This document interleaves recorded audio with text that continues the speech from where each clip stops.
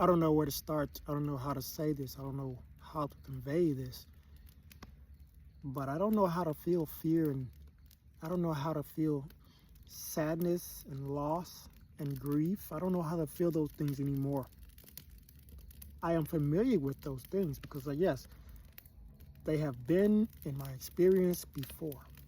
They have been a part of my memory before, a part of my awareness before.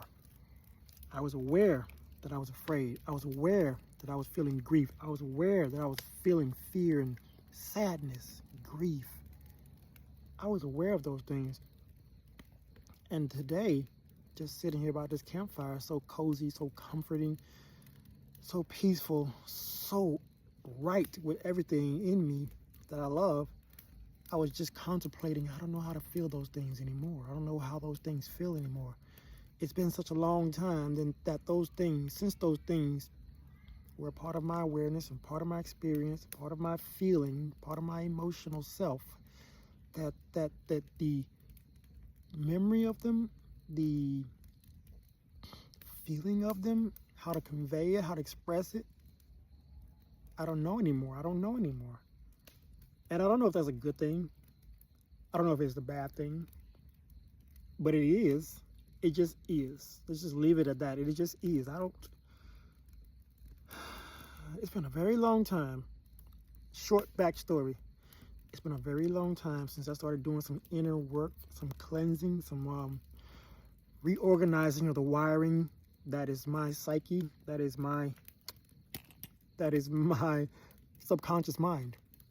It's been a very long time. Not very long, not long, but at least enough time for me to have rewired some things, rethought some things, restructured some neurons in there, and came to this now awareness that, yeah, my state of mind is always going to be and always is, feels like it always has been since the longest, happiness. Just be happiness. God.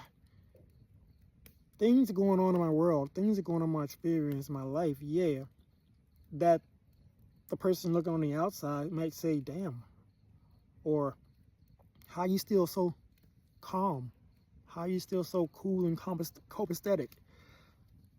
But for me, again, that inner work, that cleansing, that rewiring, that refiring of the neurons, that's how I got to this state of mind. And I protect this state of mind. I keep this state of mind no matter what is going on around me, or no matter what is happening in my experience, in my world, in my life. And I know you hardly can see me right now, but the message is still clear. The message is still clear. You don't have to even see me hearing this right now. Maybe it can spark, can put a flame under somebody else's belt and get them to want to be this way. Yes, I can say that this is a great life to live. This is a really great life to live. This kind of thinking, this kind of experiencing, this kind of being, where no matter what happens, loss, grief, fear, emotional downfall, upsets, doesn't affect the way I still outpicture the world, outpicture myself, see people, see myself, see the world, see things going on around me. And that internal feeling, that thing, is unshakable. It's unbreakable. It is immobile. You can't budge it. It's been fortified by my own, and I would say you can too, by my own inner thinking, inner work, inner cleansing, the way I see things inside.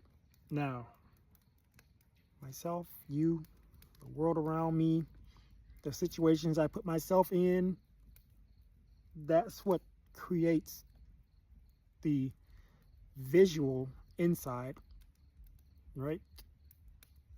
My inner world gets outpictured by the people I encounter, by the situations that I come across, by experiences that come up in my life, all those things, all those little breadcrumbs, all those little synchronicities, they're all linked. They're all part of my whole experience.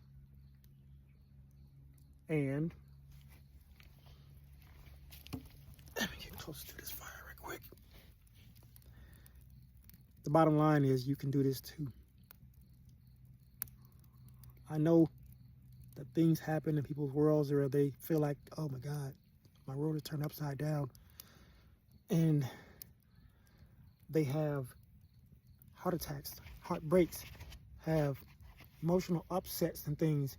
And I have been there, like I said before in the earlier part of this video, that I have felt those things before. I have seen those things in my experience before. But today, say something happens in my life and someone on the outside looking in might say, like again, how are you still so calm? How are you still so copacetic? How are you still so cool and collected about it? And I would have to tell them it doesn't hurt me. It doesn't work that way with me anymore. It really doesn't. I have, you can say, built this ball of light, this ball of bubbly light that surrounds me wherever I go. I can even visually picture it, right? And I think of it as this protective layer of stuff that I don't want to hurt negatively or affect my happy, joyous, go-lucky state. I protect this. I know this. I feel this. There's no doubt about this at all. Okay? And let me turn my coin real quick. And I know this is going to last. Just like before I became this way, before I started looking at the world this way and thinking this way, yeah,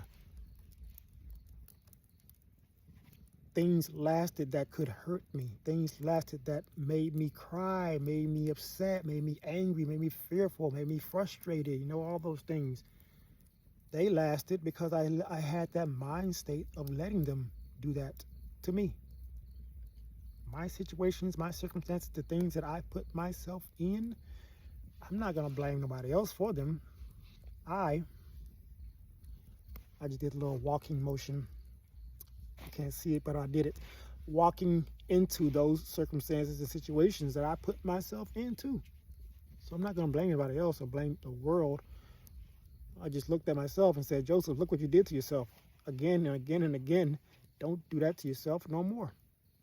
Bottom line. And I started forgiving myself also for blaming other people and forgiving them for the actions that I thought they did to me. But in reality, I was a part of it too. I forgave and let go. And now I'm sitting here barefoot next to the fire at like 11 o'clock at night after having rode the motorcycle about 200, nearly 300 plus miles today with a group of other riders. And I settled here in the campground of Houston State Park Woods in Ohio. And that thought just occurred to me. And I know you cannot see, hardly can't see me, but again, the message is loud and clear. And I hope somebody, anybody, one person, at least one person in the world of viewing this video, can relate and can strive to do something better with their life or even their mind state first, because everything starts with your mind state, your state of mind. It gets outpictured. It gets played on the screen of the world. That mind state.